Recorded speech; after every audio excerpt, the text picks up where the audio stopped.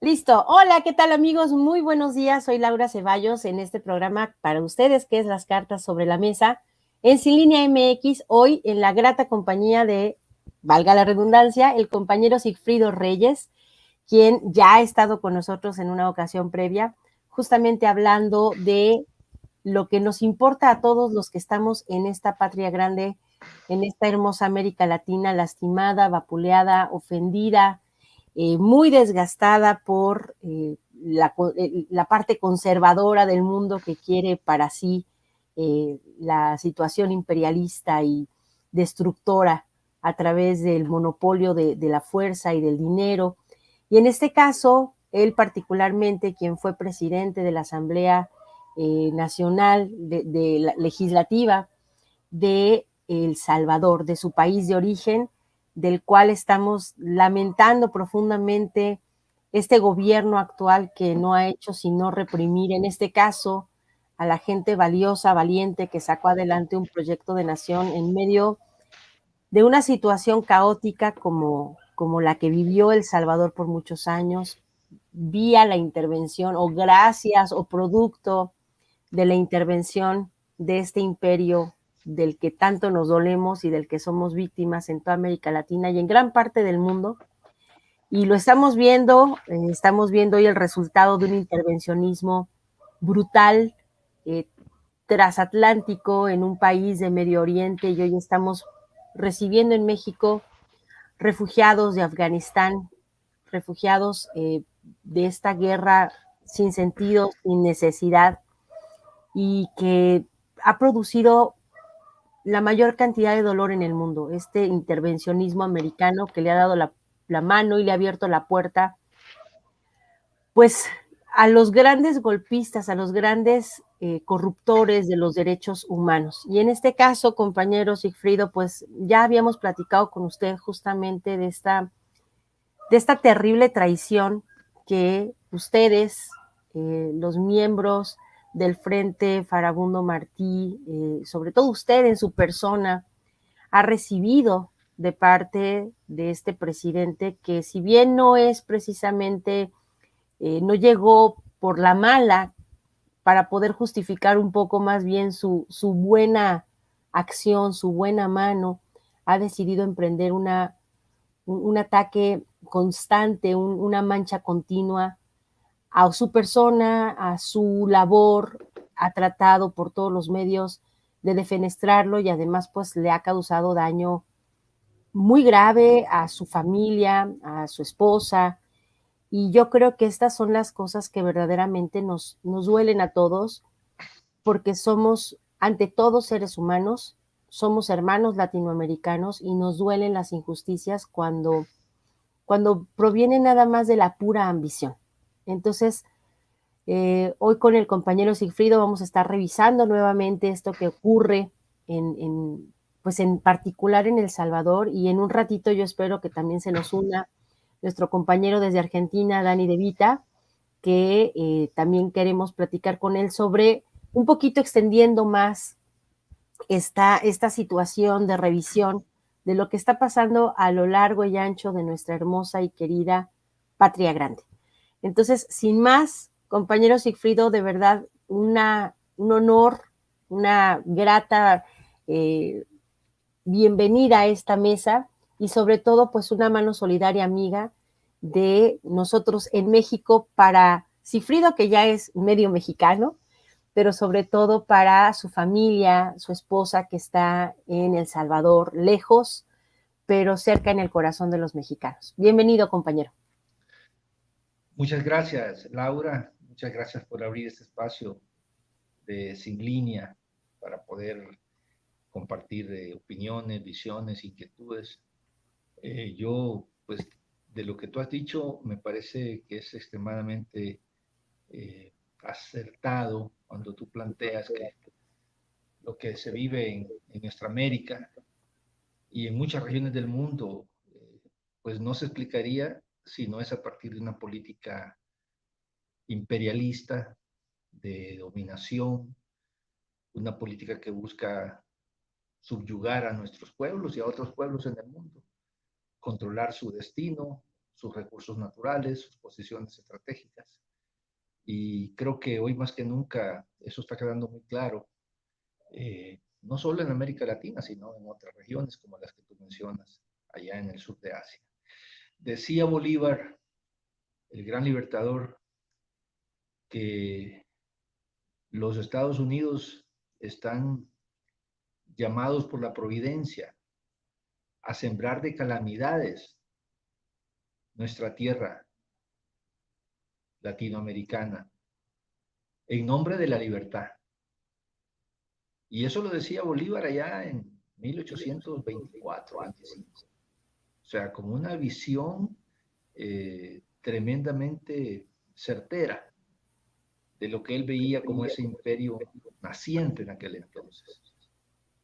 Casi al mismo tiempo, el señor Monroe, presidente James Monroe, presidente norteamericano de ese momento, proclamó su famosa doctrina que dice que América, o sea, nuestra América, nuestro continente, nuestro hemisferio, es para los americanos, pero los americanos ya son ellos nomás, los estadounidenses, porque ni siquiera son ellos todos, los norteamericanos incluye Canadá, incluye México, los estadounidenses. Y esa visión de que nuestra América Latina y el Caribe es su patio trasero, su backyard, como dicen ellos, pues lamentablemente se sucedan republicanos o demócratas, blancos, afroamericanos, hombres, mujeres, en el poder de la Casa Blanca, pues esa visión se sostiene, se fortalece, cambia un poco a veces de modalidad, pero en esencia esa doctrina de ver a América Latina como su patio trasero, donde los pueblos no tienen derecho a la soberanía, a la autodeterminación, a la genuina libertad y al progreso y a la justicia social, pues sigue vigente. Eso lo traigo a colación porque el caso de El Salvador no es una excepción.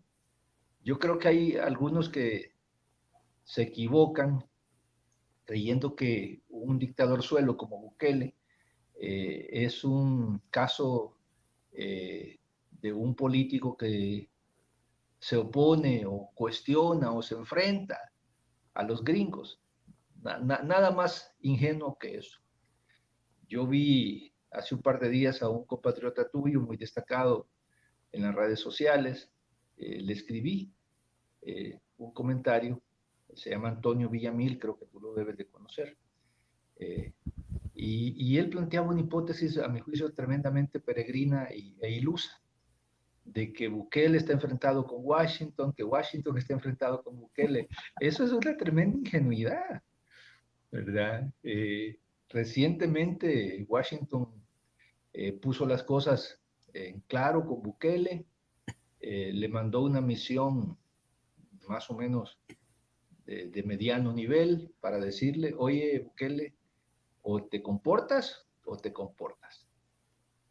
Aquí tenemos claro que tú tienes que estar en nuestra órbita, en su órbita geopolítica, geoestratégica, alineado en esta política de control hacia otros pueblos, sumarse a los bloqueos, sumarse al entreguismo, sumarse a toda acción que busque debilitar procesos revolucionarios o procesos de cambio en general. Y pues no me extraña que pues Bukele juega ese juego y lo juega pues de una manera bastante evidente para los que conocemos un poco de la política. Hay quienes de una forma, como te digo, bastante ilusa, creen o quisieran creer que estamos ante un dictador de derecha que tiene diferencias con los yanquis. No hay nada más lejano a la realidad. Bukele está en un entendimiento con ellos y reconocen que tienen un enemigo en común. Y ese enemigo en común es la izquierda de El Salvador. Es el Frente Farabundo Martí, son los movimientos sociales, son los intelectuales progresistas, son las asociaciones gremiales, sindicales, de pobladores que cada vez tienen una actitud mucho más crítica hacia el régimen. Desde el momento en que tú me entrevistaste la primera vez, Laura, que fue hace ya como quizás 6, 8 semanas, las cosas en El Salvador se han venido deteriorando de una forma muy, pero muy acelerada. Hoy ya la lista de perseguidos políticos se multiplicó varias veces. Hoy tenemos incluso ya presos y presas políticos que están sufriendo toda una serie de atropellos, de vejámenes, de parte de este régimen. Se ha incrementado el número de exiliados. Recientemente el gobierno mexicano le concedió el estatus de refugiado político a un compañero de lucha, Gerson Martínez, que durante bastante tiempo fue legislador y en los últimos gobiernos, en los gobiernos de la izquierda, fue ministro de Obras Públicas.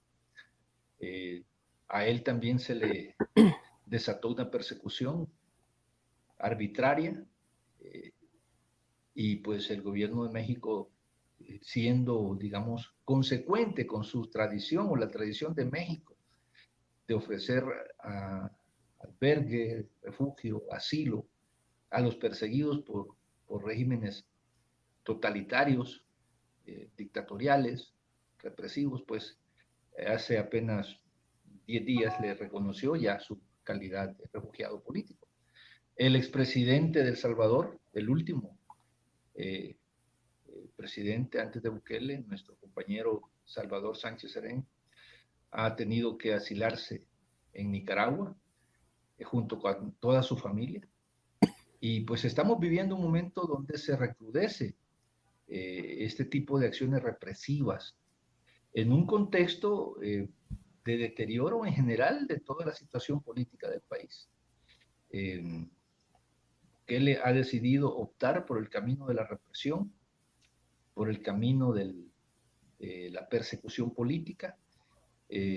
Hoy queda cada vez más claro por qué el día 1 de mayo se dio una especie de golpe de Estado técnico en El Salvador, donde instituciones como la Corte Suprema de Justicia y otras que tienen que ver con el ámbito judicial y penal, pues fueron tomadas por Bukele y sus fanáticos. Fundamentalmente para dos propósitos. Uno que es evidente, que es el que está documentando, la represión, utilizando el aparato judicial, el aparato de la Fiscalía General y por supuesto el aparato mediático, para deshacerse de sus opositores, para encarcelarlos, para estigmatizarlos. Esta reciente ola que se dio hace apenas 4 semanas de capturas y de órdenes de captura. Imagínate que se lleva de encuentro, por ejemplo, a 2 destacadas mujeres, 2 compañeras de lucha de mucho rato en las luchas, a nuestra exministra de Salud, que fue además la primera jefa de gobierno de la capital de El Salvador, San Salvador, una médico comprometida con la lucha revolucionaria desde que estaba en la Facultad de Medicina. Una persona que ahora tiene 70 años, que sufre una serie de problemas de salud. Bukele no tiene ningún empacho en ordenar que se la capture, que se le maltrate, que se le someta a una serie de vejámenes ya en la prisión, incluso mostrar sus condiciones en la prisión, humillarlas, denigrarlas, junto a otra compañera, también una destacada científica salvadoreña, que fue la primera viceministra de Ciencia y Tecnología, una científica con una serie de logros en el ámbito de la investigación, que tiene una serie de patentes ya registradas, etc. Bueno, tampoco con ella se ensañan las muestran como que fueran vulgares delincuentes, esposadas dentro de una celda, no les permiten el ingreso de médicos ni visitas familiares. O sea, ante esa situación estamos, y para eso necesitaba Bukele el control del sistema judicial. Y el otro objetivo es tapar toda la situación de corrupción y de entendimientos mafiosos que está haciendo con grupos criminales. Algo que esta semana se ha visto con bastante más claridad a partir de ciertos reportajes periodísticos. Entonces Bukele necesita protegerse. La situación de corrupción en el país es cada vez más grave. Hace un par de días aprobaron que no pueden dar ni van a dar ninguna información sobre ejecución del presupuesto, compras públicas, etcétera, durante 7 años. Lo van a mantener reservado.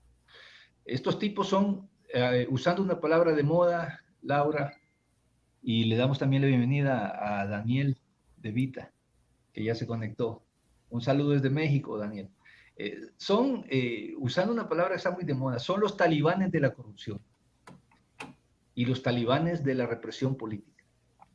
En El Salvador, en pleno siglo XXI, a 2 horas de vuelo de la Ciudad de México, o sea, no estamos hablando de un lugar allá en el perdido, en el sur de Asia, donde no sabe si es Tayikistán, Uzbekistán, Dagestán, Pakistán, Afganistán. Estamos hablando de un país aquí, en la vecindad, donde se están dando todo este tipo de atropellos, todo, como lo dijo Bolívar, en nombre de la libertad y apoyado por los Estados Unidos.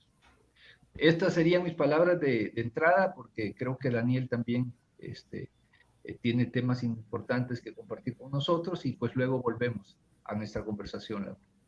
Claro que sí, pues antes que nada, muchas gracias precisamente por ponernos nuevamente en contexto de lo que se vive hoy en El Salvador, y pues le damos la bienvenida a nuestro compañero, nuestro compa desde Argentina, Dani de Vita, quien le decía yo al compañero Sigfrido, Dani, que eres una persona con una visión muy amplia y muy profunda de todo lo que vive hoy nuestra América Latina como consecuencia de este imperialismo despiadado.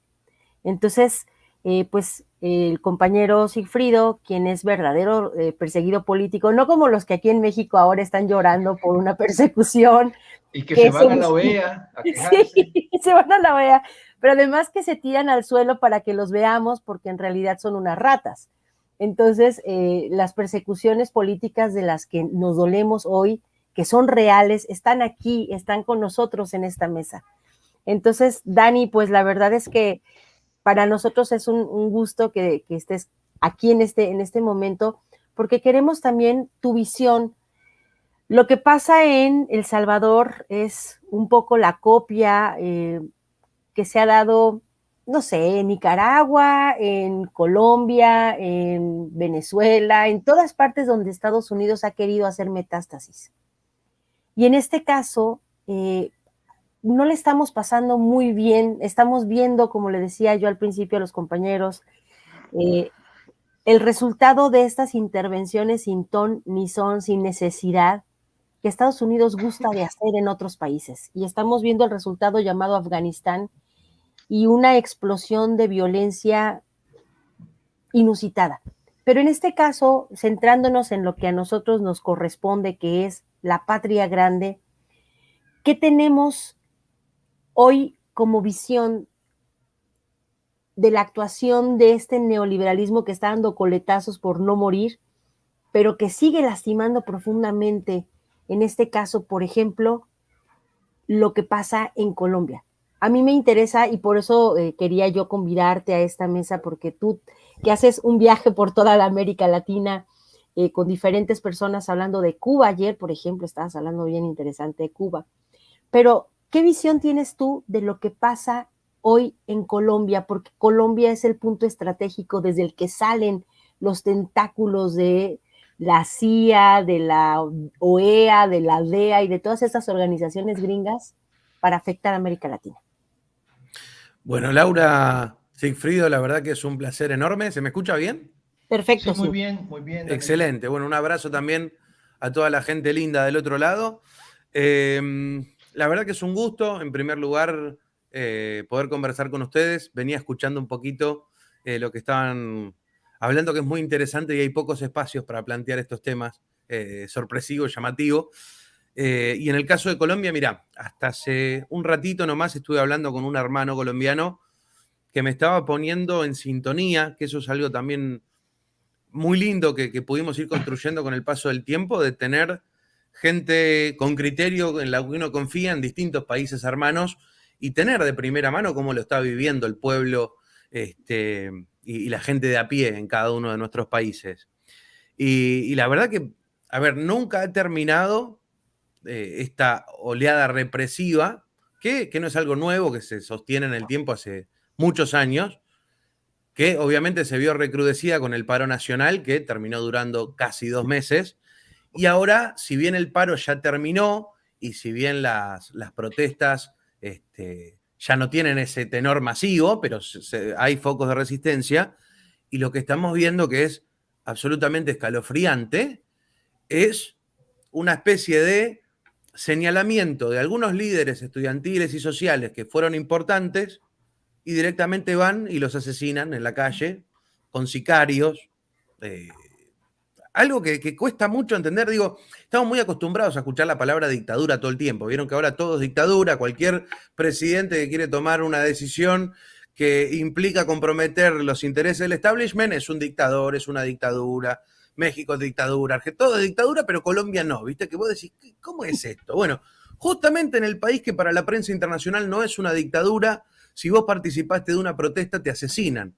Y en los últimos días ocurrió una cosa que es terrible, que a uno de estos muchachos que le habían arrancado un ojo durante el paro nacional, directamente fueron a la casa y le volaron la tapa de los sesos en la cuadra de su casa. Porque no hay otra manera de decirlo y porque ya no sabemos que a veces uno trata de ser respetuoso y sensible, pero no se entiende. Entonces hablemos de la manera más descarnada posible, porque esto es lo que está ocurriendo en Colombia. Hace horas nada más, un gobernador que es parte del pacto histórico, que es la fuerza de Gustavo Petro, que es la que todas las encuestas indican que le van a ganar al uribismo, se tuvo que ir del país, un gobernador en funciones.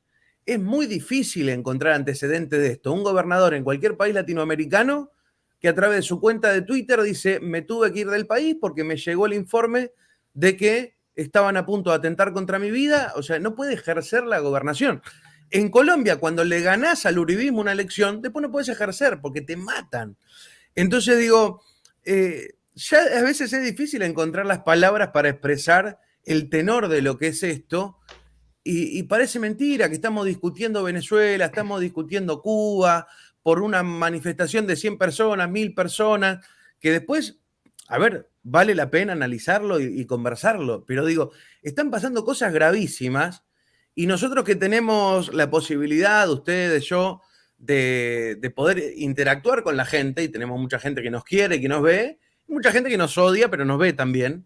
Y a mí me saca de quicio ver gente que dice, por ejemplo, De Vita, vivís hablando de Colombia y no hablas de la dictadura cubana que está matando a la gente. No, en Cuba no están matando a la gente, la están matando en Colombia, que se te hace un nudo en la garganta y se te hace un agujero en el estómago, decir, ¿cómo podemos confrontar contra una maquinaria de mentiras, tergiversaciones, y destrucción tan poderosa que es capaz de pudrirle el cerebro a tanta gente con un fenómeno que me parece que le vamos a tener que dedicar muchos análisis, que es la prensa, el establishment, la prensa de siempre, los medios hegemónicos y estos nuevos comunicadores alternativos que también empiezan a instalar lo mismo, que Cuba es una dictadura, que en Colombia está todo bien, y hay que prepararse porque, bueno, la batalla de las ideas cada vez se va a poner más compleja, por eso celebro estos espacios y es un placer estar con ustedes. No, hombre, al contrario, Dani, y la verdad es que eso es justamente de lo que se trata en esta nueva comunicación que hoy tenemos y que nos da posibilidad de estar en México y en Argentina al mismo tiempo. también nos abre la puerta para escuchar a la gente de viva voz. No es lo mismo el análisis que puede hacer un New York Times de lo que pasa en México o del país, de lo que pasa, no sé, en Argentina, a lo que vive la gente en la realidad. Porque claro, ahorita Iván Duque dice que todo es perfección, no hay represión, pero lo que vive la gente es muy distinto. Y ese es el dolor. Igual, Bukele se justifica y dice que está persiguiendo a los malos del gobierno anterior, cuando en realidad lo que quiere es decir que él es bueno entre los malos, persiguiendo a los que no fueron malos. Es decir, vivimos en un mundo al revés. Y como dices, y me parece bien atinado hacer esta precisión, hoy le dicen dictador a cualquier cosa que tenga autoridad, aunque no sea un acto de autoritarismo el que está pretendiendo ejecutar. Y sin embargo, a los que buscan mermar el poder de la gente, callarle las voces a las personas, cerrarles la posibilidad de que ejecuten por sí mismos la verdadera democracia, a eso sí hay que aplaudirles, porque ellos sí tienen ese control del poder y es completamente injusto porque al final es el juego de unos cuantos que necesitan legitimarse a través de guerras. Lo vimos con Calderón, lo vimos dejarle entrar por la puerta grande a todos los chicos del FBI, de la CIA, de la DEA, a hacer y deshacer para legitimar un gobierno totalmente fuera de toda proporción.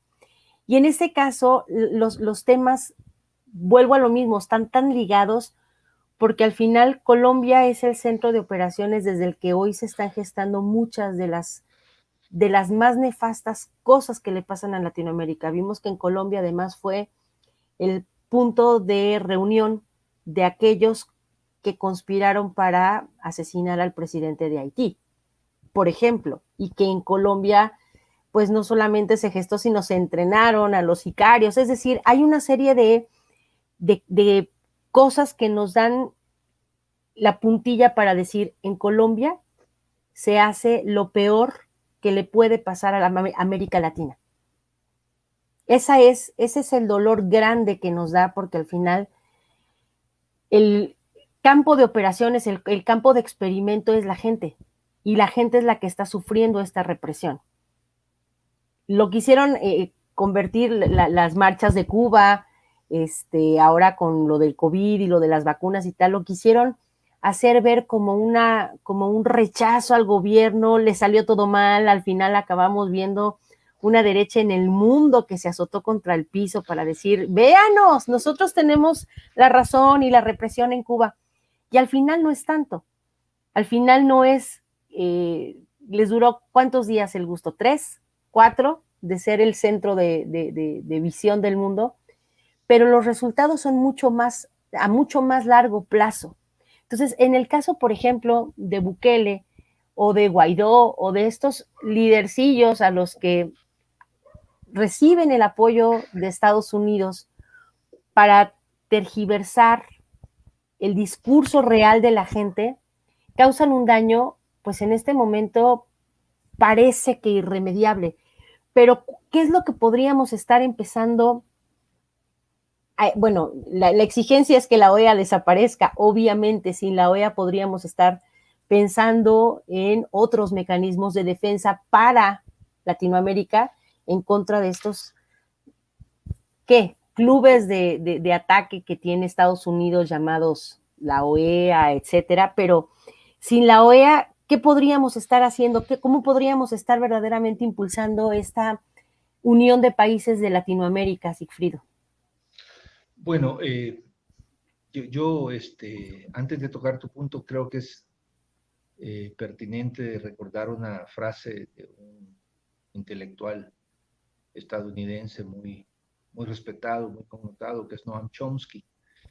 A propósito de lo que comenta Daniel, Noam Chomsky dice que los medios de comunicación son más destructivos que la bomba atómica, porque la bomba atómica o las armas nucleares destruyen instalaciones, edificios, infraestructura.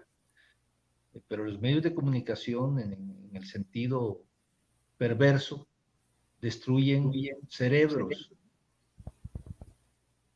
dominan mentes y pueden hacer, y esto lo dijo también otro gran norteamericano, Malcolm X, que el oprimido termine amando al opresor y que los aplastados, los perseguidos puedan, los engañados puedan aplaudir a quien los domina y los engaña. Yo creo que estamos en un mundo donde se disputan percepciones, donde se disputan ideas. Esta es una guerra permanente, intensa, de día a día, de hora tras hora, de visiones que se enfrentan contra otras visiones. Estados Unidos fue a Afganistán bajo la supuesta bandera de la libertad y la democracia. Hace algunos días el señor Biden reconoció que nunca fue su propósito ni la libertad ni la democracia en Afganistán. Sus propósitos eran otros y siguen siendo otros. Ahora pueden estar hablando de refugiados y de rescatar a las mujeres afganas y montar toda esa teatralidad, ¿verdad? Pero en el fondo ahí se están moviendo unos intereses de otra naturaleza. Hace algunos años, antes que lo encarcelaran, Julian Assange lo dijo de manera muy clara. Estados Unidos y la OTAN no se metieron a Afganistán para terminar el terrorismo. Se metieron porque necesitan reciclar miles de millones de dólares de los contribuyentes a través del complejo industrial militar. Necesitan justificarse, necesitan gastar en aviones, en satélites, en drones, en inmensos ejércitos. Entonces lo decía Julian Assange, el propósito en Afganistán no es acabar con un terrorismo, es una guerra sin fin, es el caos que nunca termina y que generalmente no vemos a primera vista quienes se benefician de eso, pero se beneficia la Boeing, la Northrop, la Lockheed, la Raytheon, que son los grandes consorcios armamentistas de los Estados Unidos y algunos europeos. Afganistán entonces es un despeñadero sin fin, pero controlado.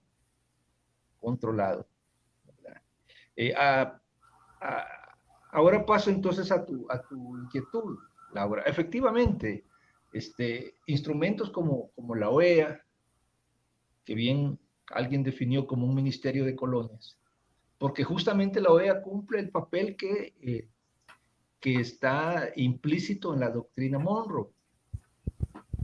Es América para los americanos, pero la América nuestra para los americanos de Washington.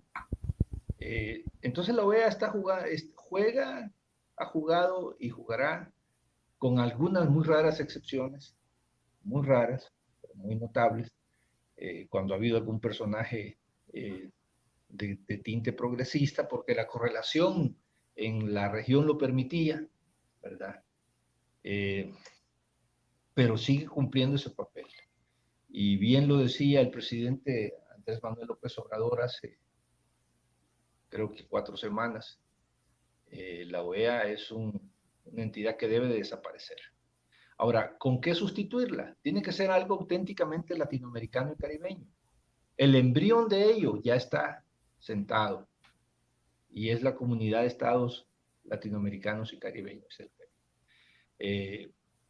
Evidentemente, es una misión muy compleja construir una comunidad de estados, porque ahí tienen que convivir regímenes como el de Colombia, que de una manera tan brutal nos lo retrata Daniel, con regímenes o gobiernos de avanzada, y tienen que sentarse y tienen que buscar puntos en común. O sea, Colombia se tiene que reunir con Venezuela y con Cuba, y Chile se tiene que reunir con Argentina y con Bolivia, y ahora con Perú. Entonces, ¿cómo encontrar denominadores comunes que permitan que en un ambiente de diversidad y donde hay incluso gobiernos despóticos como el de Iván Duque, de Bukele, de Juan Orlando Hernández en Honduras, donde tenemos un país que yo diría es nuestro Afganistán hemisférico, que es Haití, un país sin gobierno, un país invadido, un país colonizado. O sea, ¿cómo integrarlo a un proyecto común? Pues tiene que ser a partir de coincidencias, de intereses comunes y manteniendo a Washington a distancia. Porque si no se mantiene a Washington a distancia, todos estos proyectos están llamados o condenados a morir. Porque cuando Washington ve que proyectos de integración política o económica o cultural o social o incluso de mediáticos van tomando fuerza en América Latina y el Caribe, pues se convierten en objetivos a destruir. Lo hicieron con UNASUR, utilizando gobiernos como el de Piñera, como el de Lenín Moreno, el traidor ecuatoriano, Iván Duque, por supuesto, y el gobierno peruano anterior, ¿verdad?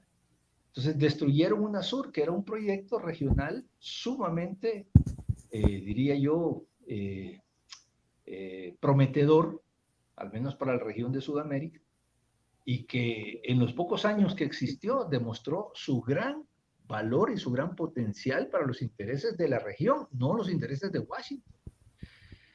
Tenemos pues esa gran tarea por delante y en esto pues hay que trabajar de manera paciente, de manera tesonera. Creo que hay países que pueden asumir un liderazgo mucho más, diría, más protagónico en el buen sentido de la palabra, por supuesto. Creo que el gobierno de Alberto Fernández debería de comprometerse más con proyectos regionales. Sobre eso, pues Daniel puede comentarnos. Obviamente creo que México está jugando un papel positivo. Creo que puede hacer más. Creo que puede hacer más.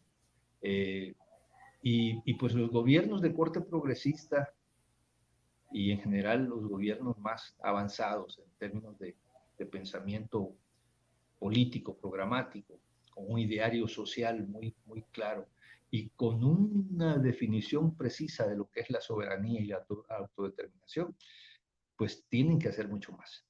No, eso no lo va a hacer Iván Duque, ni lo va a hacer Piñera, ni Bolsonaro, ni Lacalle en Uruguay, mucho menos un pelele como Bukele.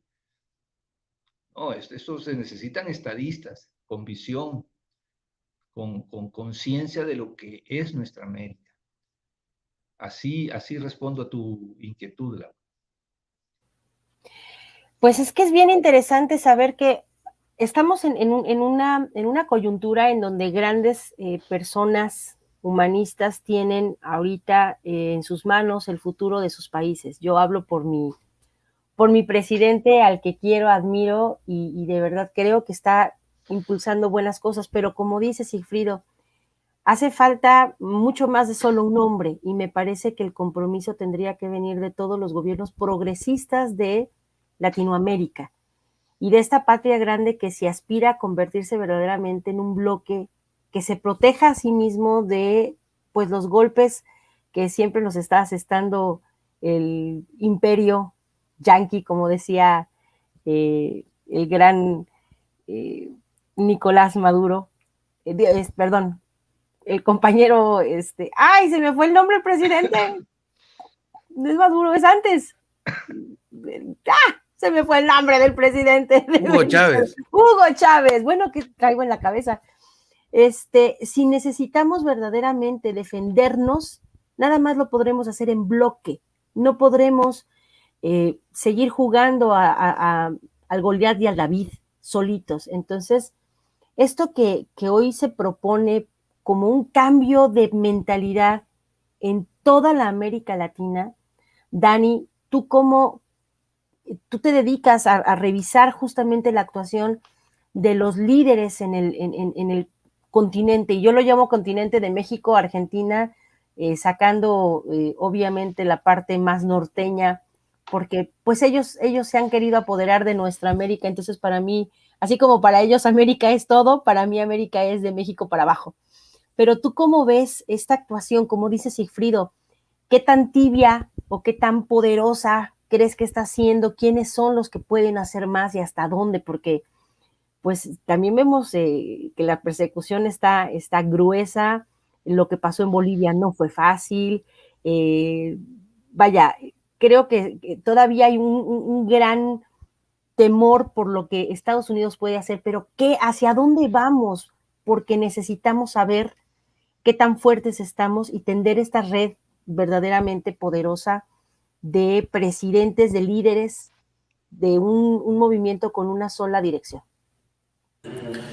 Bueno, a ver, en primer lugar, esto que planteas desde México hasta Argentina tiene un marco teórico que nos lo legó Manuel Ugarte, que era argentino, pero que anduvo mucho tiempo de su vida en México. Y él planteaba esto de las ex colonias de España absolutamente sometidas a las ex colonias británicas, y todo eso tiene herramientas culturales, tiene que ver con la idiosincrasia. Siempre lo mostramos, ¿no? Si bien los pueblos no son responsables, no vamos a ser responsable el pueblo norteamericano de los crímenes que lleva adelante su Estado, pero hay un componente muy arraigado que va a ser muy difícil que eso termine cambiando, de que para ellos patio trasero no es algo ofensivo. O sea, de patio trasero se refieren periodistas, políticos, la gente en la calle, lo hemos escuchado infinidad de veces. Es más, un día nos tomamos el trabajito de mostrar cómo se habla de nosotros como patio trasero, pero hasta incluso en reuniones de presidentes, que digo, se imaginan tratar a una persona de, vos sos mi patio trasero. Bueno, eso hacen con nuestros líderes cuando van a una cumbre a reunirse. Y esa cuestión de idiosincrasia es fuerte, y por eso se produce esta división que vos planteás de manera absolutamente correcta a mi manera de verlo.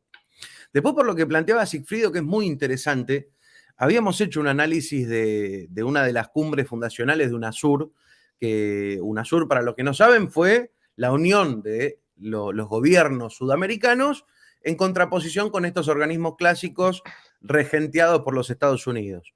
Y sinceramente lo que ocurrió es que hubo una correlación de fuerzas donde la derecha se veía muy limitada.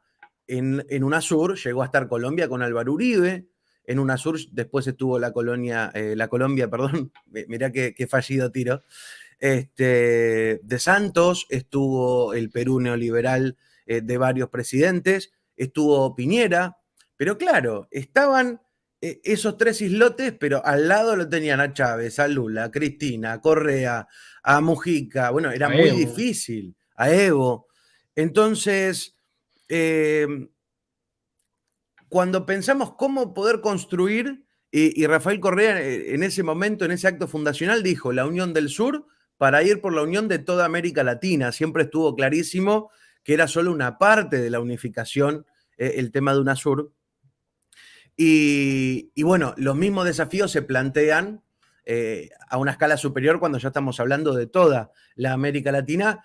Y ahí claramente el desafío, a mi juicio, es así como las batallas de independencia se iba ganando pueblo a pueblo, territorio a territorio. Esto es lo mismo, fue durísimo, un impedimento muy fuerte para esta construcción. La victoria de Guillermo Lasso en el Ecuador, absolutamente dolorosa. Con otras buenas noticias, la recuperación de la democracia en Bolivia, la victoria sorpresiva de Pedro Castillo en el Perú, pero entre los pesimistas y absolutamente pesimistas y entre los optimistas, yo me centro en el medio porque si bien estamos viendo datos que son excelentes, en Colombia no hay una sola encuesta que le dé continuidad al uribismo si se respeta el voto democrático. En Chile hay también datos muy alentadores, recién les mencionaba Perú, pero esta vuelta de gobiernos con una mirada no alineada viene muchísimo más condicionada. El Lula, que tiene todas las chances de ganar en Brasil el año que viene y todos estamos esperanzados con eso, no va a ser el mismo Lula que fue presidente del Brasil, porque solo basta con escucharlo y no tiene nada que ver con que haya cambiado de opinión o sea más blandito. Es una cuestión política y de cómo se está imponiendo la coyuntura. Alberto Fernández es una evolución enorme con respecto a Macri, pero es un retroceso con respecto a Cristina, porque Alberto Fernández es un político mucho más moderado.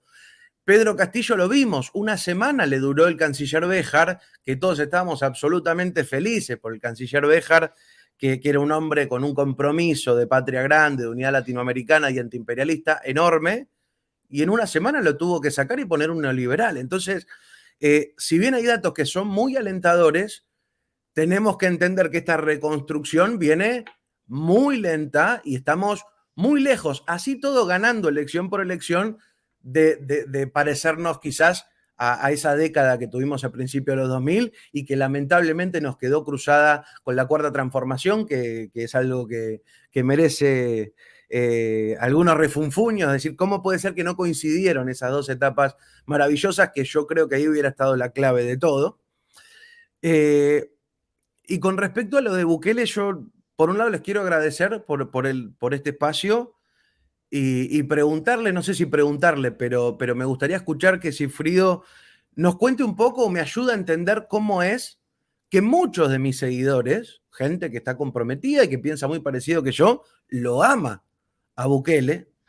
Lo he discutido con colegas que lo defienden a Bukele, digo, colegas que defienden a Venezuela, por ejemplo, que defienden a Cuba y lo ven a Bukele como un representante genuino del pueblo, y tengo esta discusión todos los días, me he peleado incluso con algunos, porque no puedo entender ni concebir como una persona que está claramente alineada a los intereses del establishment, quizás con alguna digresión, que tiene alguna peleita con Luis Almagro, pero un tipo claramente neoliberal y de corte fascista. ¿Cómo se explica que tenga tantos amigos y compañeros con los que pienso casi igual en todo y del Salvador tenemos una foto totalmente distinta? Mira, eso tiene que ver con las estrategias de comunicación, el uso de redes sociales, el uso de, llamémosle, novedosas técnicas de control social y psicológico. Sobre eso creo que hay varios autores que han teorizado bastante sobre cómo a través de redes sociales tú puedes llegar a manipular mentes y contingentes sociales importantes dentro de tu país y fuera de tu país.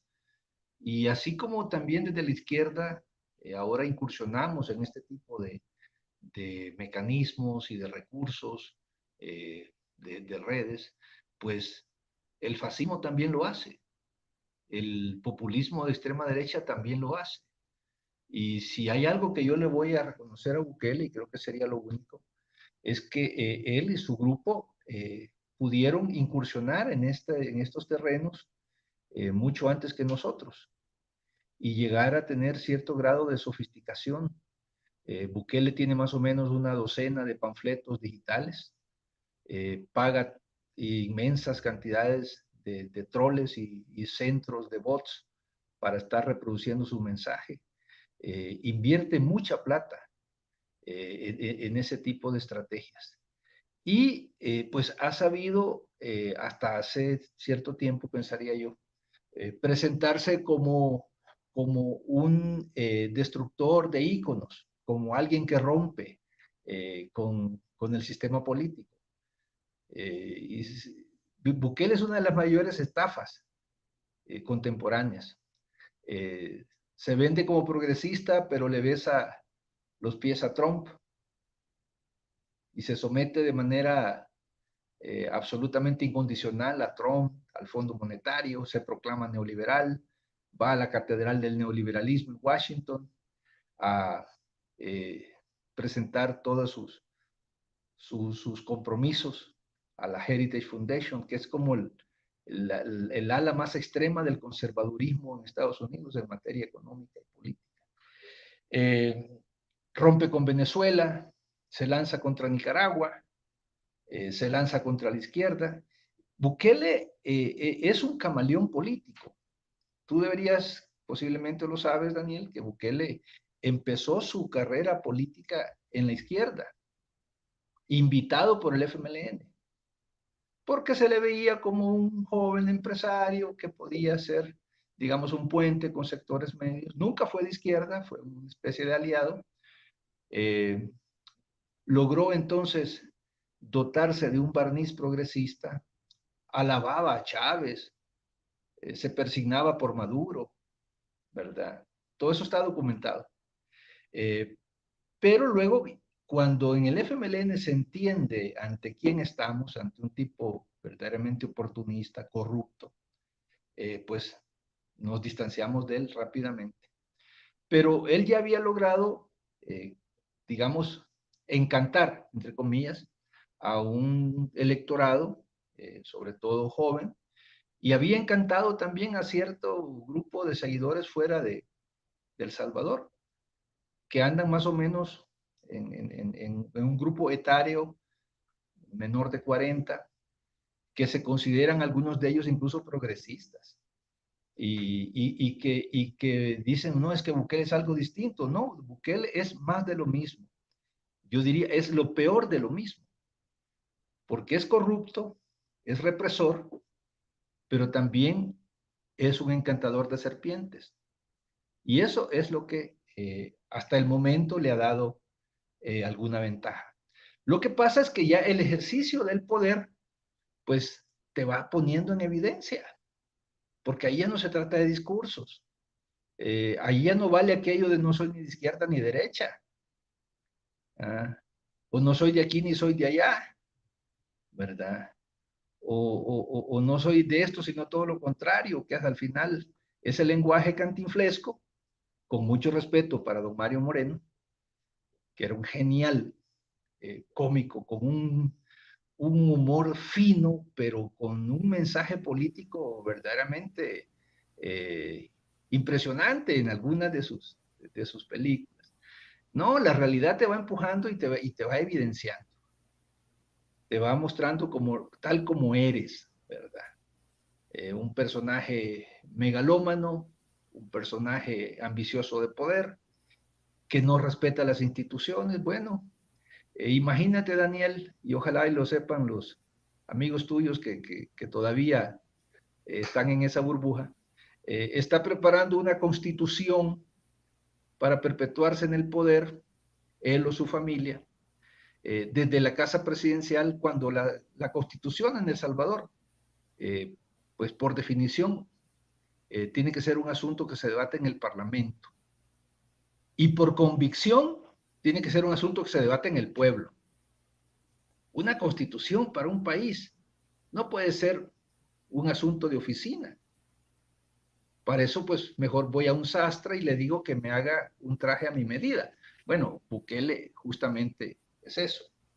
Un tipo sometido totalmente al imperialismo, a su política exterior, llámese Trump o llámese Biden, porque al final el trasfondo de la política imperialista no cambia. Un tipo que persigue a la izquierda de manera brutal, pero brutal, que ha hecho de la corrupción, como yo decía, una forma talibanesca de gobernar. En menos de 2 años se han acabado el país. Bueno, y que dentro de dentro de ese tramado de corrupción, viene ahora e introduce como moneda de curso legal para el país el Bitcoin, que no es ni moneda, que es un instrumento de especulación financiera, porque han descubierto que eso puede ser un gran negocio para él y su familia. No importa que hunda al país en el caos, que hunda al país en una debacle financiera y económica, pero empecinados en el Bitcoin. Yo no sé qué haría la población argentina o la mexicana si de la noche a la mañana le dijeran, mira, te vamos a pagar en Bitcoin, que ahora vale $10, pero puede ser que mañana valga 6. O puede ser que uno o valga, 1000. o 1000. O sea, Sí, el casino, la ruleta exacto. rusa. Bueno, de eso estamos hablando. De un tipo que está destruyendo todo lo que El Salvador avanzó en los últimos 28 años a partir de una guerra civil muy cruenta, que dejó cerca de 100,000 muertos, pero que nos permitió acabar con el militarismo, con una dictadura oprobiosa y sangrienta, y empezar a constituir o a construir un sistema más o menos democrático, con instituciones más o menos claras, transparentes, democráticas. Todo eso lo desmanteló.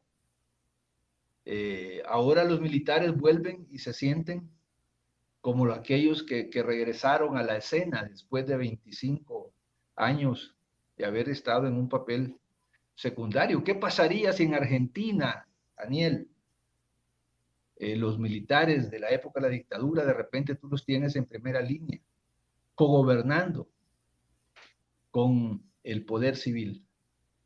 Sería una cosa impresentable para Argentina. Bueno, eso está sucediendo en El Salvador.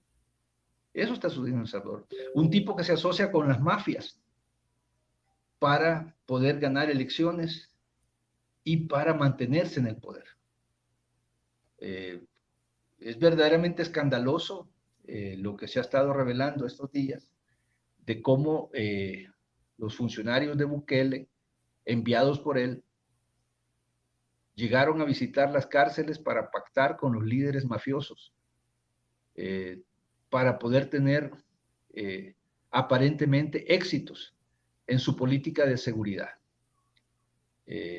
Bueno, y aparece entonces Bukele agenciándose logros como que fueran logros de una política pública, cuando la real política ha sido pactar con los criminales, entregarles millones y millones de dólares en dinero, entregarles una serie de prebendas y beneficios para que se moderen, al menos en los asesinatos, pero continúan extorsionando a millares y millares de hogares, a millares y millares de pequeños empresarios, a transportistas, al que tiene la pequeña tienda en la esquina, al maestro que quiere llegar a la escuela a dar su clase. A todos ellos los extorsionan en complicidad con Bukele. O sea, ante ese escenario es que estamos. Repito, creo que fue muy habilidoso en montar una estrategia comunicacional basada fundamentalmente en el uso de redes sociales como Facebook, como Twitter, no sé si ahora usa TikTok, pero eso, ¿verdad? Y que sorprendió en su buena fe a bastante gente honesta, dentro del país y fuera del país, ¿verdad? Y que ahora pues no saben ni cómo defenderlo, ¿verdad? Solamente hay que ser extremadamente fanático como para querer defender lo que es indefendible, como para querer negar lo que es obvio. Y bueno, eso es lo que creo que es importante aclararle a la gente. Yo le comentaba hace un momento a Laura, antes que tú entraras, que un reconocido youtuber mexicano, Antonio Villamil, pues que no pudiéramos nosotros considerarlo un hombre o una persona del viejo régimen, sino que es un youtuber de pensamiento avanzado, afirmaba hace un par de días que Bukele está enfrentado con Washington. Imagínate, si Bukele es un pelele de Washington, hace la plana que Washington le dicta. Y si le dice persigue a los líderes de izquierda, pues los persigue. Ahí sí tienen muchos intereses en común. Y pueden, convenientemente para ambas partes, hacer algún tipo de llamémosle, de roce público, ¿verdad? Pero tienen sus arreglos, sus entendimientos y sus pactos, ¿verdad? Mientras Bukele no se aleje de la órbita geopolítica imperialista, le van a consentir que sea un corrupto, que sea un represor, que desmantele el sistema político que le daba libertades a la gente y le garantizaba el respeto a sus derechos humanos. Eso a Washington no le importa nada. Lo que le importa es tener un voto más en la OEA, un voto más en la ONU, usarlo cuando lo necesite. Bueno, ayer aparecieron varios países firmando por instrucciones de Washington una proclama de que van a acoger refugiados afganos. Curiosamente aparece Chile, aparece Colombia, Uruguay, Costa Rica, El Salvador, Guatemala, Honduras. O sea, Washington no los quiere, entonces le dice a nuestros países, ahí me los aguantan.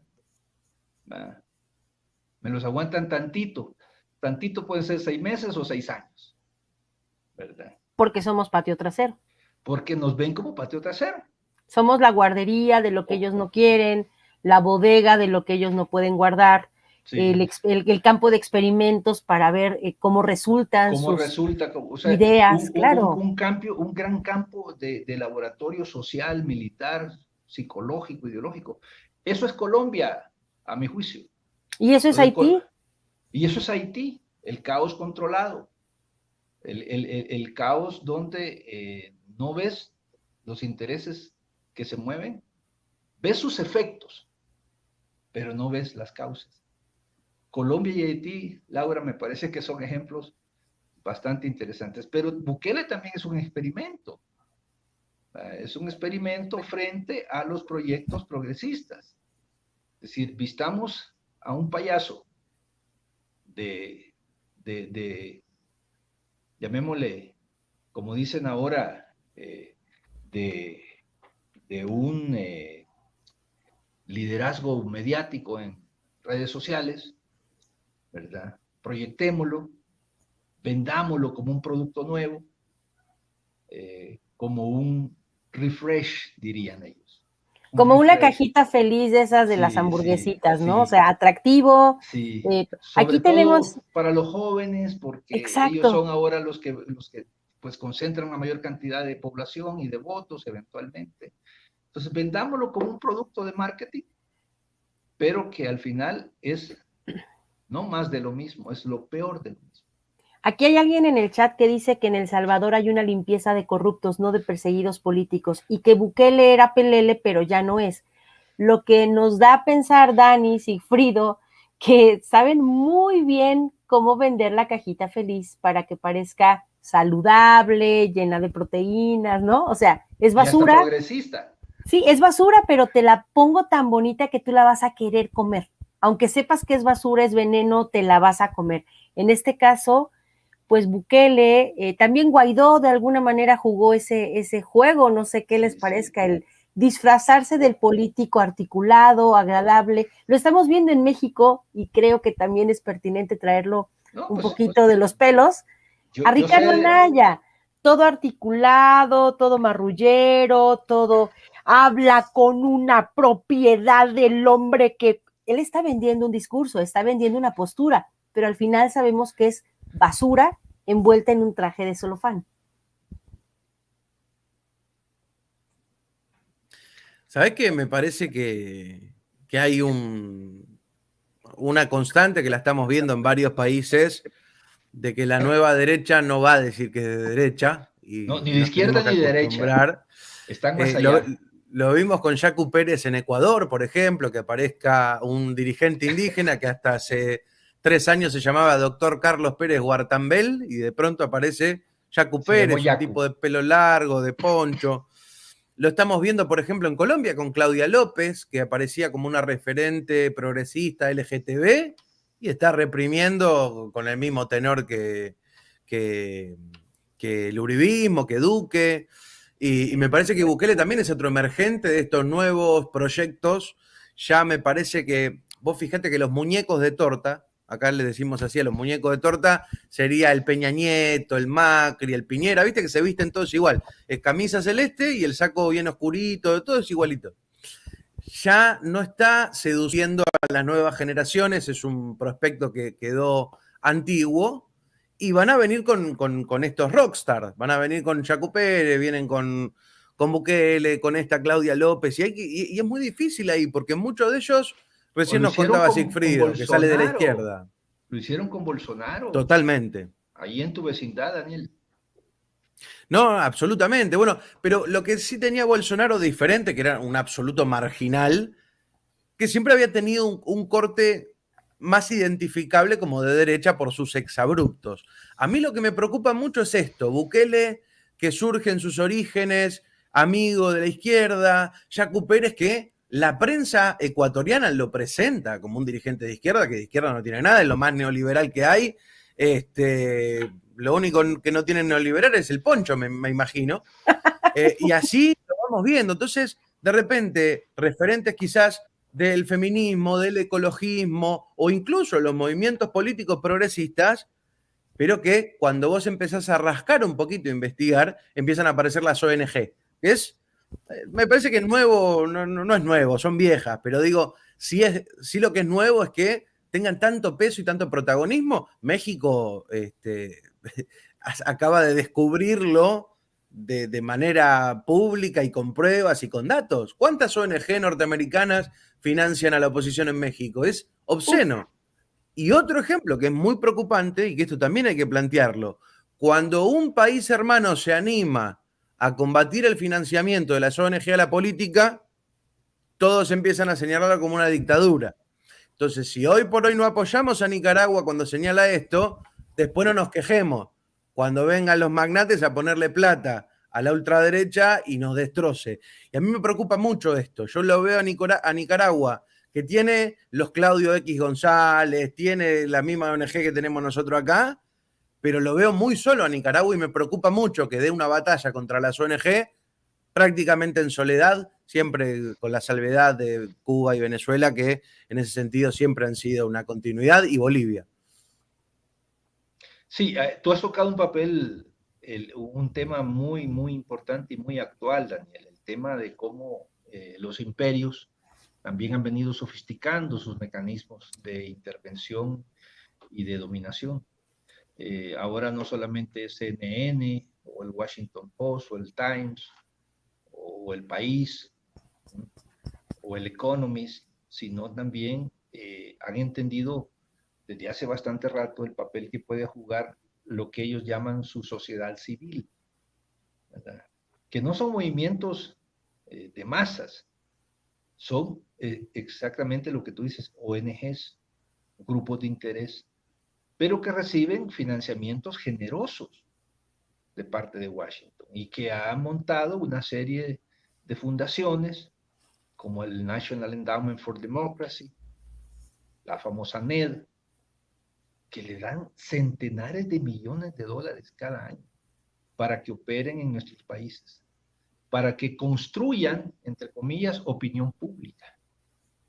Financian a supuestos analistas políticos que se presentan como independientes, como neutrales, así bien vestiditos, como decía Laura, bien presentaditos. Y le apuestan a esa serie de personajes y de proyectos para hacer política. Y hacer política en nombre de la no política o de la antipolítica.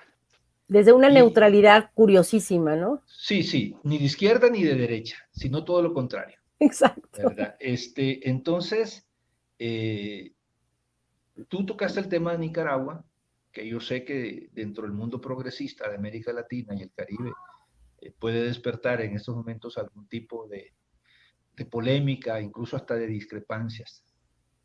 Pero lo que ha hecho Nicaragua en los últimos 9 meses, es decir, señores, vamos a defender nuestra soberanía. Si quieres hacer política, no te puedes financiar por una potencia extranjera. Si quieres hacer política, vas a jugar las reglas del juego de nuestra Constitución. Y bueno, tomaron decisiones, aprobaron una ley para la defensa de la soberanía y los derechos del pueblo de Nicaragua. La aprobaron en el marco de su democracia y de su Constitución. Y sobre esa base han venido tomando decisiones los organismos jurisdiccionales, la policía también, la fiscalía, decir, bueno, tú estás cometiendo un delito. Es que tú no me puedes venir a decir que vas a hacer política financiado por la embajada norteamericana y presentar eso como lo más natural del mundo. O tú no me puedes decir que vas a ir a Washington o vas a recorrer el mundo pidiendo que sancionen al pueblo de Nicaragua. Eso es traición a la patria. Que hagan sufrir a la gente, que le corten acceso a medicinas, que le corten acceso a financiamiento para proyectos importantes de desarrollo, que aíslen a tu pueblo.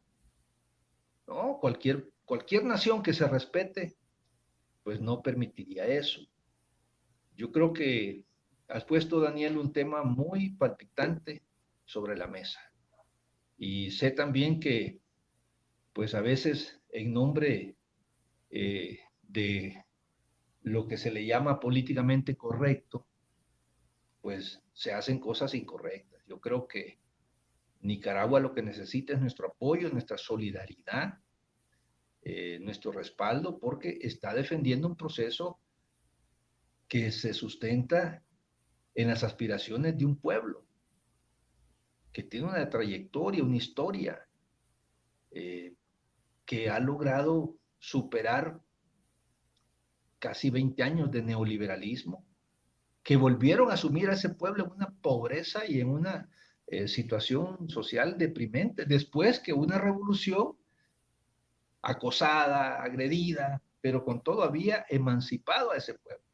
Lo liberó del analfabetismo, repartió la propiedad, potenció las cooperativas, la economía popular, eliminó las viejas prácticas del somocismo, de corrupción, de asesinatos, de torturas.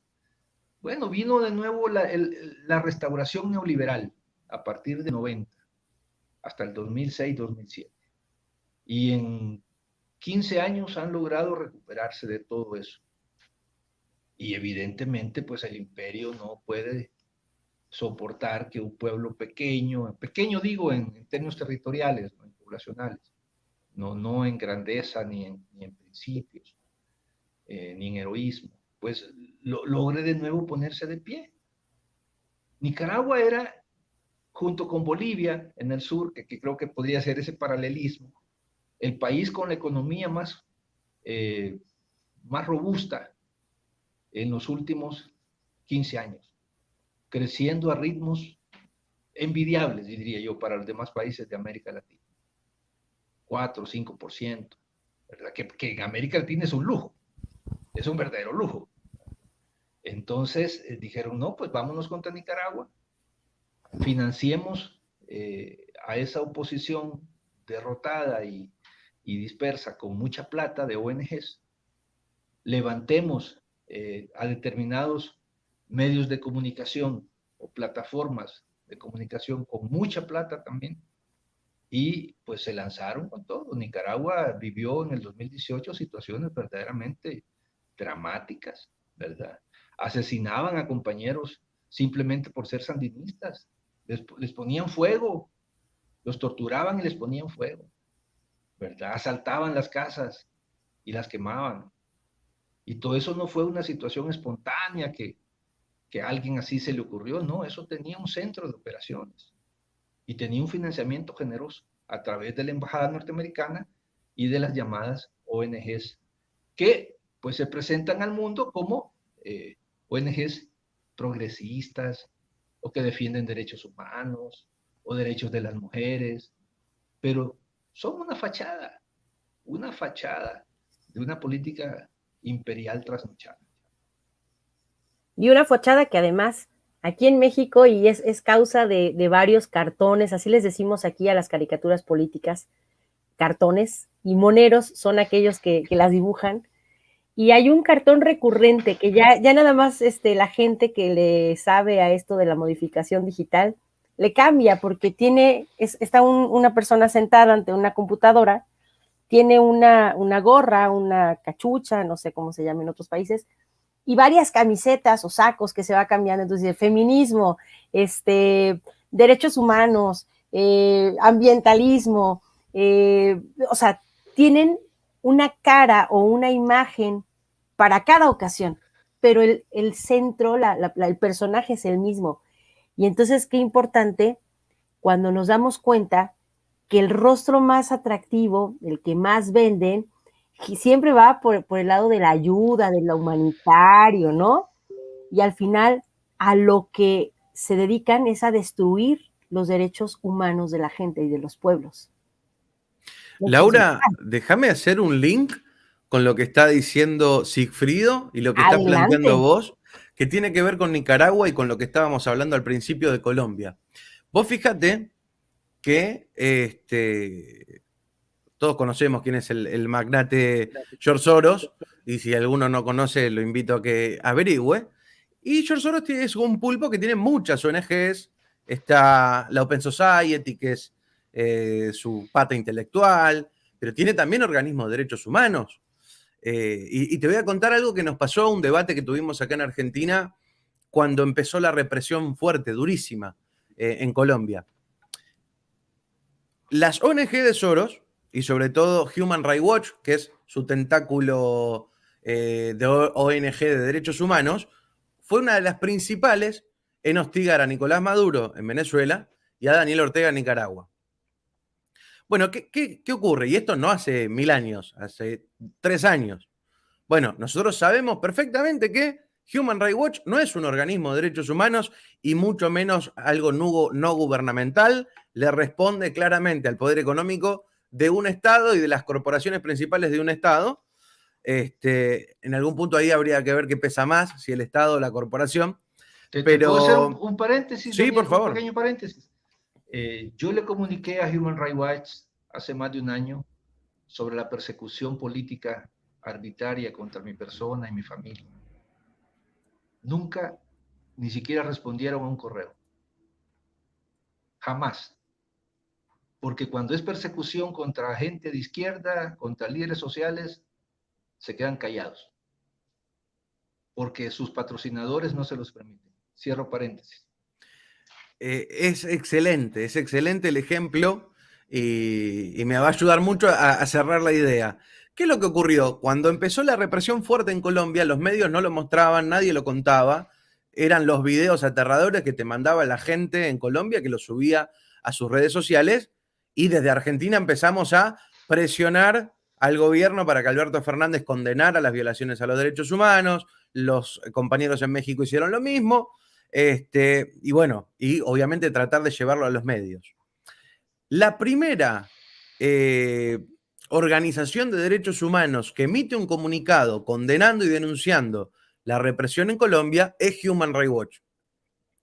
Y ahí tuvimos una discusión y un debate con un grupo de amigos y compañeros que dijeron, conseguimos que un organismo de derechos humanos exponga lo que está pasando en Colombia, vamos todos a compartirlo, y ahí tuve que ponerme en el papel de logro Shrek y decir, a ver,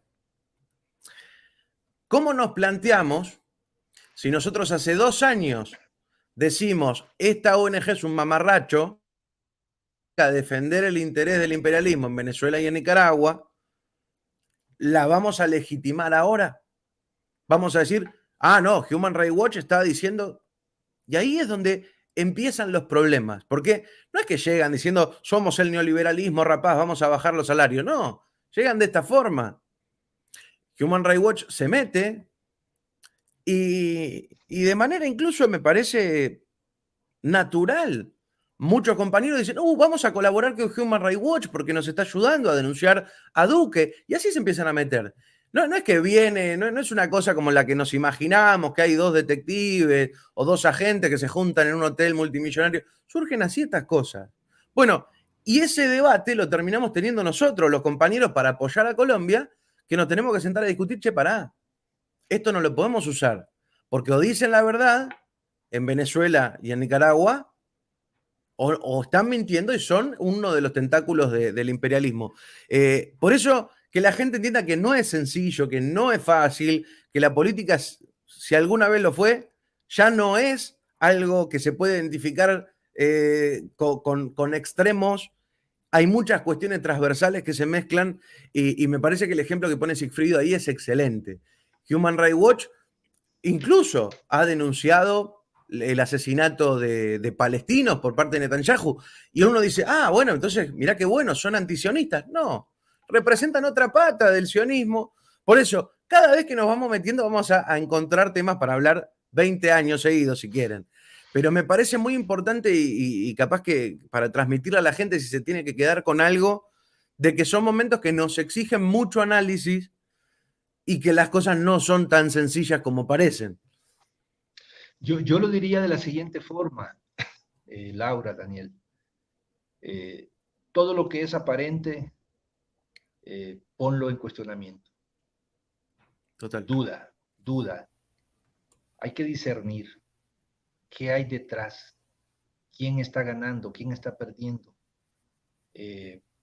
Porque hay hechos que se presentan como grandes logros o grandes derrotas y no lo son como tal.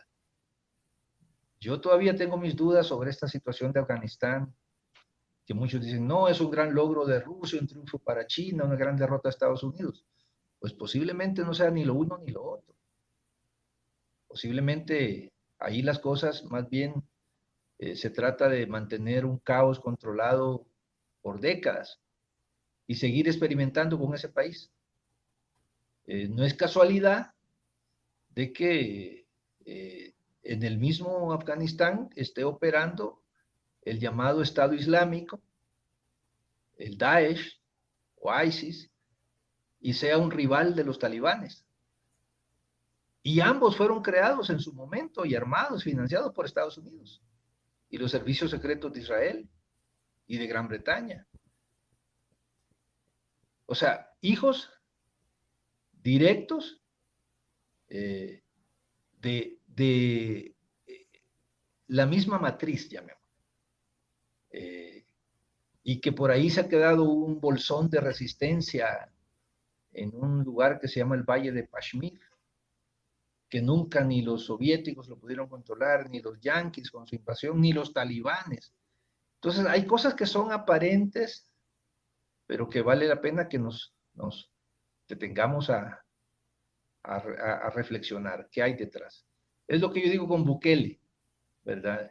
Cuando aparenta a veces de común acuerdo con Washington, decir, vamos a tener una disputa, un par de roces, pero pues ya nos pusimos de acuerdo, ya transamos entre ellos. Escaramuzas concertadas. Escaramuzas concertadas. En mi país le llaman cachetadas de payaso. Sí, aquí también. ¿Ah, sí? Sí. Sí, entonces, son trampas engañabobos. Engañabobos. Te las tiro para que te distraigas, para que me creas, para que me aplaudas, pero yo estoy jugando contigo, porque ya me puse de acuerdo con el otro. Son como estas luchas, ¿no? De donde hacen como que se están golpeando y se están matando y en realidad son acrobacias muy bien orquestadas para que el público esté feliz aplaudiendo, pero al final no se lastiman. Sí, no se lastiman, están perfectamente de acuerdo y tienen intereses comunes. Veamos este tema, por ejemplo, de la lucha antidrogas. Vuelvo a Afganistán. Cuando los gringos invadieron Afganistán en el año 2001, octubre 2001, pues habían, según estadísticas de la Organización de Naciones Unidas de Combate contra el Delito, se llama UNOC, más o menos 20,000 hectáreas cultivadas con opio. Ahora que se van, esa cantidad se multiplicó por lo menos 20 veces. La producción de opio y derivado de ello de heroína se convirtió en uno de los grandes negocios en Afganistán para los talibanes y, según algunos expertos, para la CIA, porque ahí conseguía dinero fresco que no necesitaba pasar por el Congreso, ni por auditorías, ni por controles de transparencia. La producción de heroína se multiplicó varias veces, no menos de 10 veces, a partir de la invasión norteamericana, que entre otras cosas se hacía en nombre de la lucha contra el narcotráfico. O lo que hemos visto en Colombia, Daniel seguramente tiene más datos. Como cuando comenzó el Plan Colombia, la cantidad de hectáreas de coca eran tales y ahora pues se multiplicaron. Todo bajo el Plan Colombia, bases norteamericanas, centenares de millones de apoyo al ejército colombiano, a la policía colombiana, al Estado colombiano. Pero entonces lo que es aparente, como es aparente la lucha contra las drogas, pues en el fondo puede estar siendo un enorme negocio para quienes controlan los hilos del poder. Eso creo que podría ser como una conclusión o lección de que hay que dudar de todo, ¿verdad? Porque la manipulación de mentes es tan fuerte Y ahora se vuelve mucho más fácil con instrumentos sofisticados de redes sociales, donde pues te dan justamente la pildorita que tú estás esperando para confirmar tus deseos, tus aspiraciones, y pues ya te tienen controlado. Las redes sociales no son un instrumento para mantenernos informados. Eso es lo aparente. En realidad, las redes sociales son un instrumento para saber qué es lo que tú estás haciendo, qué te gusta, dónde vas, con quién te reúnes, cuáles son tus filias, tus fobias, tus preferencias. Y de esa manera, el control social, a través de herramientas como Big Data y otras que se han desarrollado, permiten a intereses que no se muestran impulsar su agenda. En esto vuelvo a donde comencé. En el mundo de izquierda y el progresismo nos hemos quedado un poco retrasados en eso. Los neofascistas lo han logrado controlar mejor, llegaron más temprano, ¿verdad? ¿Cuál fue el gran instrumento de Bolsonaro para ganar en Brasil? El WhatsApp. No fue la televisión. Y de Obama también. De Obama fue Twitter y WhatsApp. El Twitter, ajá. Sí. Trump, Bukele, Facebook. Bukele nunca fue a un debate, ni va a ir jamás a un debate. Nunca presentó un programa de gobierno, jamás. Me agrego un dato, Sigfrido. Mauricio Macri, entre todos los juicios abiertos que tiene, estuvo involucrado en el escándalo de Cambridge Analytica, porque Facebook le brindó a Mauricio Macri en el 2015 para ganar las elecciones toda la base de datos de Facebook Argentina. Exactamente. De eso estamos hablando, Daniel. Justamente de eso estamos hablando, ¿verdad? Y Facebook es apolítica. ¿Es tarde de chistes?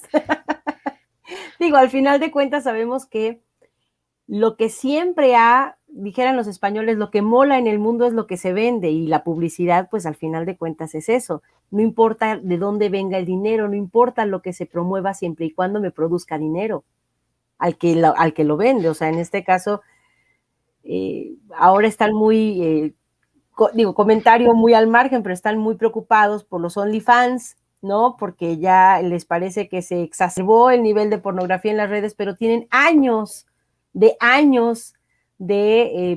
que en las redes haya instructivos para hacer las cosas más atroces del mundo, y ahora se preocupan por regular un aspecto de pornografía. Son bastante ridículos y persinados, y se dan golpes de pecho cuando ellos han sido, a través de sus redes, el medio por el que en estos últimos 20 años o 15 años se ha ido dominando la mente de la gente. Yo quiero ir cerrando ya nuestra mesa, compañeros, pero necesito, por favor, Sigfrido, que por favor le aclare aquí al compañero James. Insiste en que usted es porrista, adorador, fanático de la OEA, que usted lo ama, que es fan de Almagro, compa, amigo, vaya, es que eso no es cierto. La OEA es lo peor que le ha pasado y le seguirá pasando a América Latina en tanto sigue existiendo. Entonces, en especial para James, por favor, ¿con qué vamos cerrando? Y al final, Dani, para ya irnos en unos minutos más. Adelante. Mira, quizás soy de las personas que no sé si tuve la suerte o la mala suerte de conocer a Luis Almagro personalmente. Estaba él de canciller, él visitó mi país un par de veces.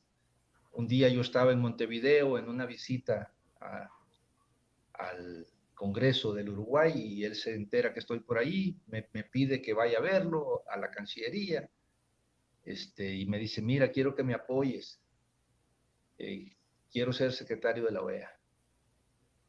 Bueno, pues era el canciller de Pepe Mujica. ¿Y cómo le íbamos a decir que no a Pepe Mujica? El Pepe, una persona muy, muy respetada, con una gran credibilidad. Y pues aunque Almagro no era una gran estrella en la política exterior, porque siempre se distinguió por posturas bastante yo diría, conservadoras, pero bueno, era el canciller de Pepe. Y así, pues, con el sombrero de Pepe logró los votos para la OEA, ¿verdad? Almagro es uno de los peores fiascos que conoce la historia latinoamericana. Y de las... Yo no sé si llamarle traición, porque se traiciona lo que uno cree. Claro. Pero, pues este tipo creo que siempre fue un farsante. Creo que siempre fue un farsante. Y pues Pepe creyó en él y nos hizo que todos, de alguna manera, pues lo endosáramos, ¿verdad? Lo endosáramos. Y no hubo en ese momento que yo recuerde, estoy hablándote del año 2014, agosto 2014, otra figura que estuviera contendiendo con él. Y se la vía era de la extrema derecha, era alguna gente de Uribe o de Santos, y entonces no valía la pena ni siquiera considerarlo. Almagro es eso, uno de los peores fiascos, una verdadera decepción, una trampa. Tanto así que el Frente Amplio del Uruguay lo expulsó. Lo expulsó. Para que te expulsen de tu organización política es porque realmente eres impresentable. Almagro no tiene ni la más mínima moral. Es una persona absolutamente falsa, entregada al imperio, golpista. Y yo creo que hoy en día, pues no vale ni un cero a la izquierda, ninguna credibilidad. O sea, alguien con una mínima decencia ya hubiera renunciado. Es que el gobierno de México, un país de la escala de México, estamos hablando del país hispanohablante más grande del mundo. No sé si los mexicanos tienen conciencia de eso. El país hispanohablante más grande del mundo, son casi 130 millones. 3 veces más que España. Se lo diga abiertamente, que renuncie, que se vaya, y no lo haga, ¿verdad? Que Bolivia esté por enjuiciarlo y no se vaya, que Venezuela, que se haya ido de la OEA porque no podía seguir en ese concierto impresentable de ese coro del Departamento de Estado. Pues no tiene moral ni credibilidad. Creo que es uno de esos que se murieron ya políticamente, pero no se han dado cuenta. Nadie les ha dicho. Nadie les ha dicho. Dani, ¿tú con qué vas cerrando ya esta mesa? Bueno, con respecto a Luis Almagro y la OEA, no solamente es que no tiene la decencia de renunciar, sino que en su cabeza piensa que todavía tiene combustible para hacer algún otro golpe de Estado más. Que es increíble. Lo vimos ahí tratando de jugar de auditor de lo que fueron las elecciones en Ecuador. Lo estamos viendo hoy por hoy siendo la cabeza de este ataque contra nuestros hermanos de Nicaragua. Digo, lejos de pensar en renunciar, está viendo si se puede cargar otro proyecto político más. Le pido disculpas a la gente del otro lado que parece que está a punto de ascender al más allá, pero bueno, hay mucho sol y se ve que hay un árbol y hace este efecto que parece que estoy santificado. Eres santificado, Dani. Oye, y déjame decir otra cosa. Sí. Dani, rápido, también está jugando a ver qué tanto puede ayudarle hoy a la oposición mexicana, recibiendo a los líderes del PRI, PAN, PRD, que están acusando que en sus estados donde ellos gobiernan, las elecciones fueron de alguna manera modificadas o impulsadas por grupos delincuenciales. Tontamente están aceptando que en sus estados, en los lugares que ellos gobierna en realidad el narco, los grupos delincuenciales, y aún así van y le dicen a Almagro, oye, ayúdame, porque fíjate que el INE dice que son buenas elecciones, pero échanos la mano, ¿no? A echarle carrilla al presidente. Entonces, está hecho un lío ahorita Almagro, ¿no? Se puso a la derecha del INE, qué miedo. Sí, ¿qué tal? Y me parece que otra cosa interesante para cerrar es hablar un poco de los datos y no por caer en una receta tecnocrática, pero sí me parece que muchas veces a la hora de clarificar estas cosas, los datos nos pueden ayudar. Recién Sigfrido hablaba de lo de Afganistán y lo de Colombia. Bueno, Hay un tándem que Estados Unidos aplica siempre muy bien, que es ponerte bases militares norteamericanas y mandarte a la DEA. En cada país que te mandan las bases norteamericanas y la DEA, el narcotráfico lo único que hace es aumentar. Bueno, ¿cómo analizas a la DEA? De esa manera, con los datos, ¿cuál es el resultado? Con lo de Nayib Bukele, lo mismo, y lo he hablado infinidad de veces. Persigue a los políticos revolucionarios. Se caga en sus hermanos que son asediados por el imperialismo como Cuba y Venezuela y Nicaragua. Se endeuda. Bueno, ¿qué más quieren? Son datos. Después la percepción. ¿Te gusta cómo se peina? ¿Te gusta cómo baila? Bueno, no es un análisis político ese, o yo le tengo fe. Eso tampoco es un análisis político, es una cuestión de optimismo, si se quiere. Y lo mismo, y con dolor muchas veces, también tiene que servir para analizarnos a nosotros mismos y a nuestros propios espacios. No quiero profundizar mucho en esto, pero tenemos que analizar cómo llega Luis Almagro, qué reuniones tuvo Luis Almagro, cómo lo han cooptado a Luis Almagro, al margen de que nunca fue uno de los nuestros. Hay que ver cómo lo compraron, qué es lo que ocurrió, cómo se lo bancó, y no tenemos que olvidar, y esto no es bajo ningún punto de vista un ataque a la figura del Pepe Mujica, a quien respeto mucho, pero tenemos que recordar que Nicolás Maduro salió a gritar a los cuatro vientos que Luis Almagro era un agente de la CIA, que había que sacarlo urgente, y desde Uruguay se dijo, Almagro es un compañero y Maduro está loco como una cabra.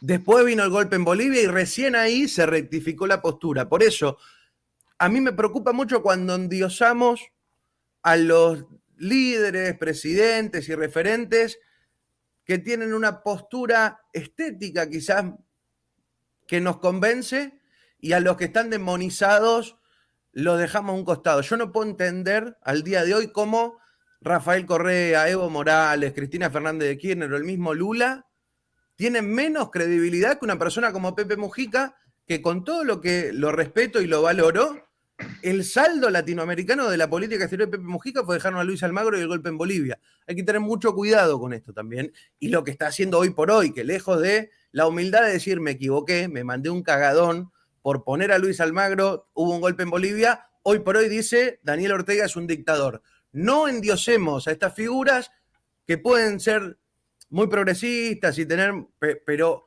yo veo mucha gente que los endiosa, no, todo lo que dice Mujica es perfecto. Y ojo, Mujica se viene equivocando y mucho con respecto a la política latinoamericana, reconociendo que su presidencia en Uruguay fueron excelentes.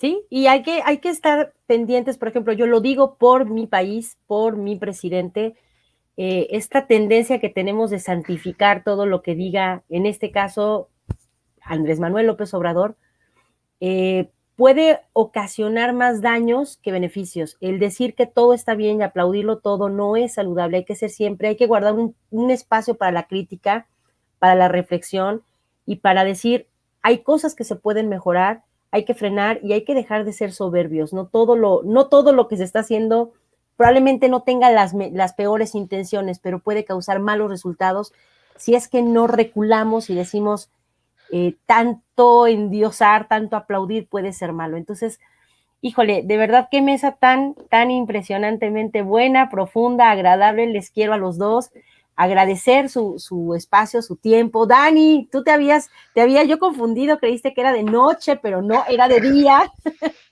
Entonces fue mi error escribir el Yo estaba esperando que llegara a la 1 de la mañana en la Argentina. Bueno, dije, bueno, es medio tarde el programa. Este hombre dijo, de haber pensado que soy una vampira, pero no, era de día.